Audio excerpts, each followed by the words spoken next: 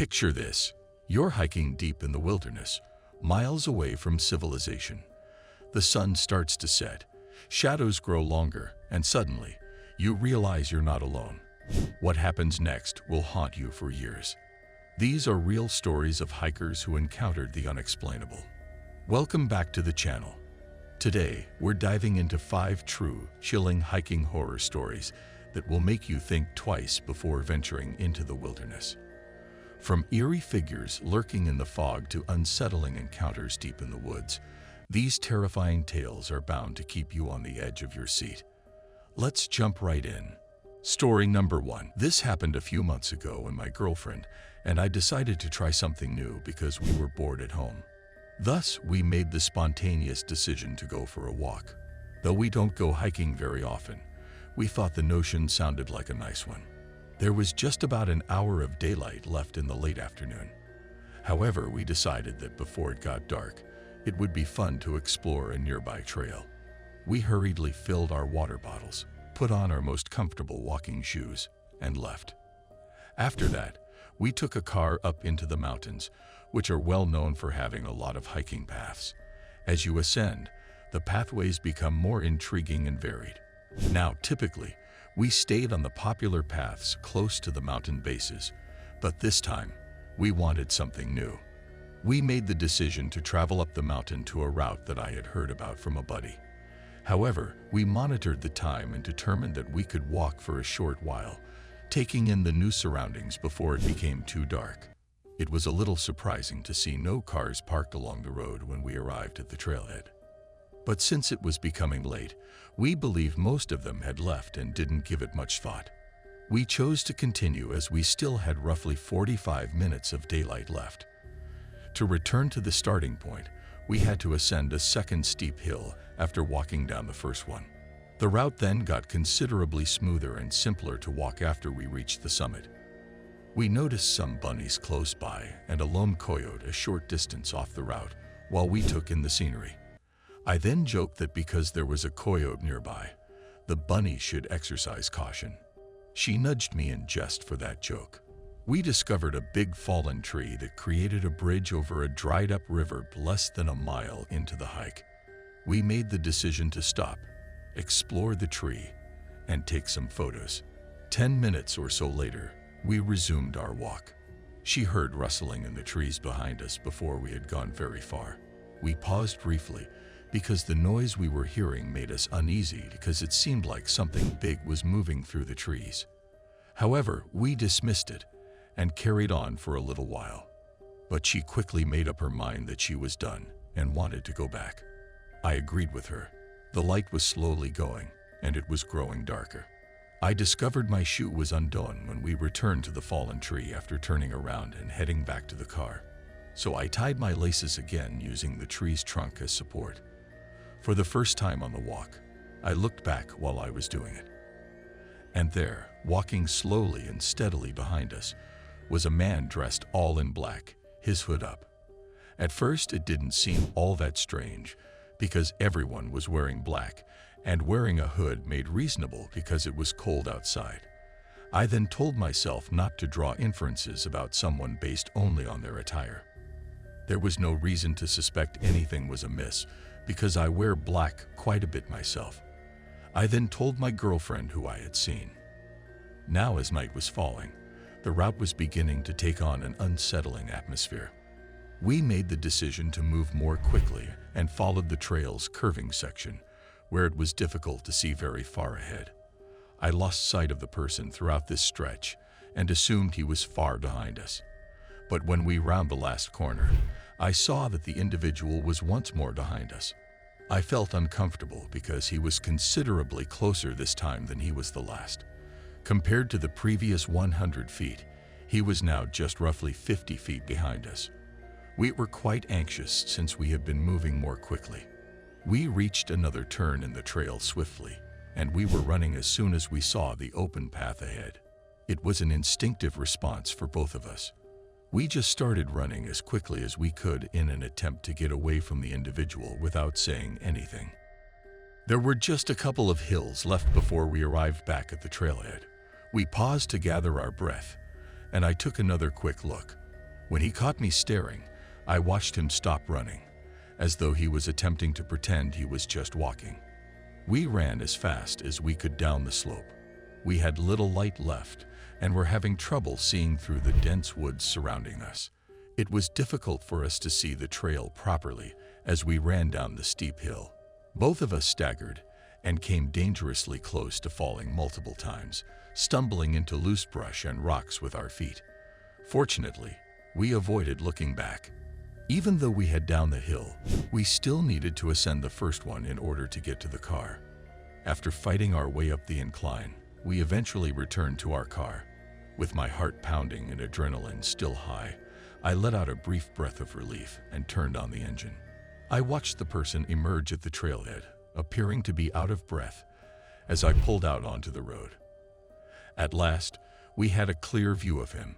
His hood had come off, exposing his pale face and empty eyes, which were the only things illuminated by the trailhead lantern.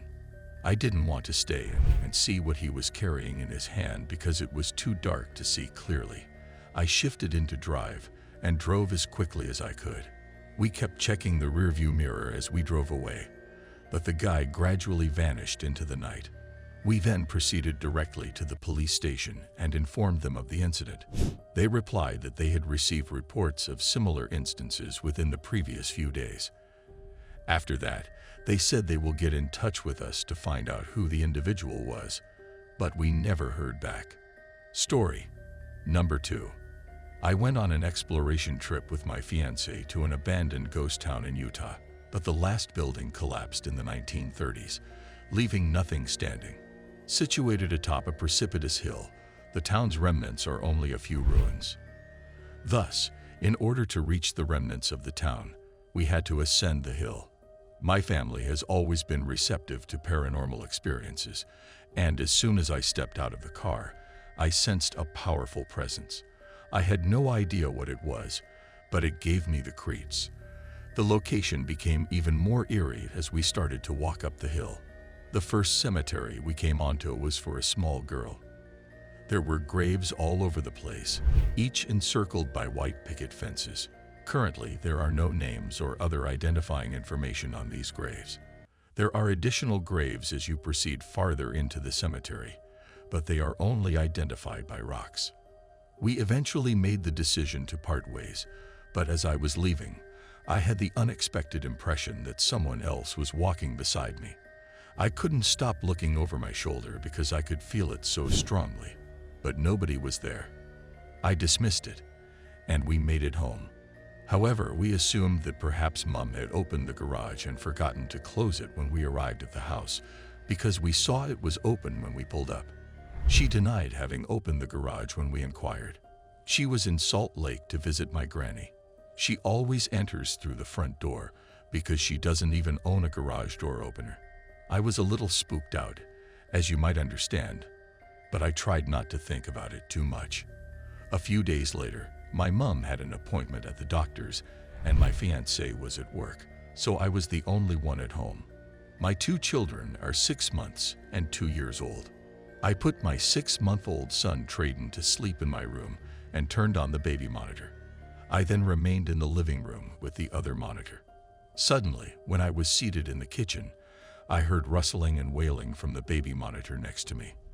When I went to see how Trayden was doing, he was still asleep and in the same position. Though I'm not sure what happened, it reminds me a little bit of the newborn graves we observed at the ancient town. The next day, my fiancé and I went out to spend time with our children. We took care to fully shut the garage door and observed to see whether it dropped, which it did. When we returned a few hours later, the garage door was open once more. I started to grow angry, believing our mother was pulling a practical joke on us. I asked her if she had opened the garage after going to her room. She answered no, looking perplexed. Throughout, she had been silently sitting in her room. I therefore reasoned that perhaps there was another issue. I considered my fiancé, Corey, to be correct when he mentioned that there might be a wiring problem.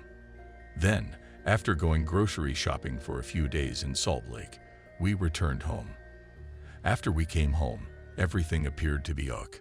However, However, my mom wasn't present because she had gone to pick up my younger brother so he could use her car after work. Trayden and Corey were playing on the couch. Dustin, my 2-year-old, was watching TV as I cleaned the kitchen. Abruptly, I became aware of the garage door opening. When Corey came downstairs, the garage was indeed open. I was baffled as to how it came about. It was an unprecedented occurrence. Ever since our return from that graveyard a week ago, odd things have been occurring more frequently. When we went to bed that evening, the house was silent and dark. It takes me a long time to fall asleep because I have insomnia. I was contacting a dear friend of mine who had recently moved to Texas while I lay in bed to see how he was adjusting. We were chatting when I heard running sounds. At first I thought it may be the storm because it was raining outside with sporadic thunder. However, I then realized that there's a tiny ceiling aperture outside our bedroom door that leads to the attic. I never go near basements or attics because I'm terrified of them. Then all of a sudden, I heard faint running noises once more, but they sounded like a kid running. It was clearly not thunder, which is why I was terrified. I recognized the sound of that. Simultaneously, I had the impression that someone was looking at me through the open bedroom door. That's where my dog Bentley started snarling, which made me even more nervous. There seemed to be an unfavorable aura surrounding us. I felt like there was someone watching me in the cemetery, so I kept looking around. I told my fiancé that I was having a bad sensation since I was quite uncomfortable. He was eager to explore further, but my discomfort level increased as we descended farther into the mountains. It was really not to my taste. I want to go back at night and see what might have followed me home, even though I know what I'm going to say might make you think I'm a little creepy. I don't really know why, but I feel like something is drawing me back, even though other people might think I'm insane for wanting to go. Thanks for tuning in. If these hiking horror stories sent chills down your spine, don't forget to hit the like button, subscribe, and tap the notification bell for more spine-tingling content. Got your own terrifying outdoor experiences? Drop them in the comments below.